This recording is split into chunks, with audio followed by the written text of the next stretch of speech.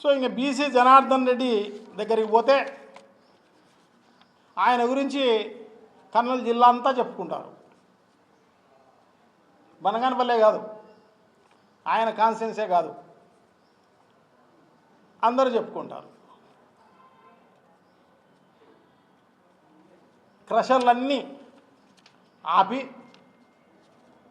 అక్కడ లోకల్గా 8 కోట్ల రూపాయలు క్రషర్ ఓనర్స్తో అంతా వసూలు చేయడం జరిగింది.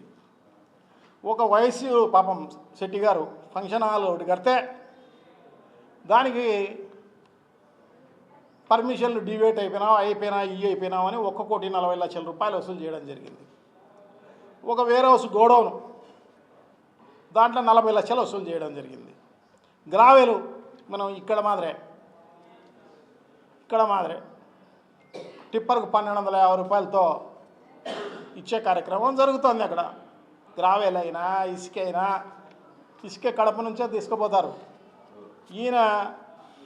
ఈయన డంప్ యార్డ్లో పెడతారన్నమాట.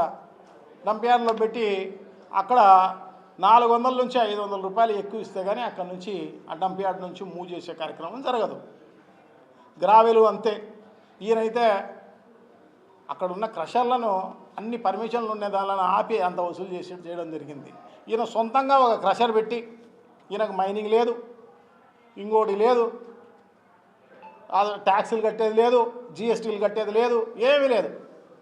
ముమ్మరంగా దేవస్థానం భూముల్లో అన్ని చోట్ల ఆయన అక్రమ మైనింగ్ అంతా చేసి ఆ క్రషర్లో ముమ్మరంగా సంపాదించే కార్యక్రమం చేస్తున్నారు.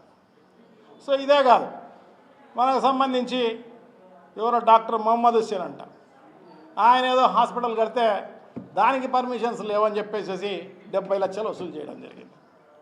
సో ఇంకా మిగతా ఆ కాన్స్టిట్యున్సీకి లో అల్ట్రాటెక్ అనే ఓ సిమెంట్ ఫ్యాక్టరీ ఉంది, రామ్కో అనే ఓ సిమెంట్ ఫ్యాక్టరీ ఉంది, పవర్ గ్రిడ్లో ఆడ పవర్ గ్రిడ్ చేస్తున్నారు, మహా సిమెంట్ కూడా ఉంది. సో దీంట్లో అన్ని రకాలైన వసూలు చేసే కార్యక్రమం చేస్తున్నారు. సిమెంట్ ఫ్యాక్టరీలు ఈ 4 సిమెంట్ ఫ్యాక్టరీలు, 3 సిమెంట్ ఫ్యాక్టరీలు, ఒక పవర్ గ్రిడ్. ఇవే కాదు, ఇంకా స్టోర్ బియ్యం మొత్తం కాన్స్టిట్యున్సీ అంతా స్టోర్ బియ్యం కలెక్ట్ చేసి మచిలీపట్నానికి, కాకినాడకు ముమ్మరంగా ఎక్స్పోర్ట్ చేసే కార్యక్రమంలో భాగంగా వీళ్ళ అనుయాయులు పెద్ద ఎత్తున ఉన్న పరిస్థితి మనం చూసినామన్నమాట. సో వీళ్ళందరినీ ఎవరు వ్యతిరేకిస్తారో పోలీసులు ఇమ్మీడియట్గా పోతారు, వాళ్ళపైన కేసులు బుక్ చేస్తారు. బుక్ చేసి ఈ కార్యక్రమం అంతా కూడా ఈ డబ్బులు వసూలు చేయించే కార్యక్రమం చేస్తారన్నమాట. ఏమంటే ఇందిరమ్మతో పోయి మాట్లాడిపో అంటారన్నమాట. ఇందిరమ్మ అంటే ఎవరు? బీసీ జనార్దన్ రెడ్డి గారి భార్య. ఆమె వసూలు రాని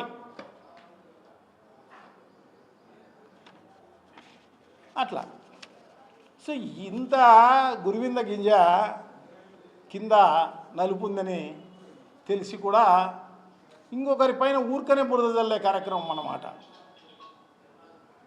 నేను గర్వపడతానా జగన్మోహన్ రెడ్డి గారికి మేనమామైనందుకు, ఇన్ని పనులు చేసినందుకు.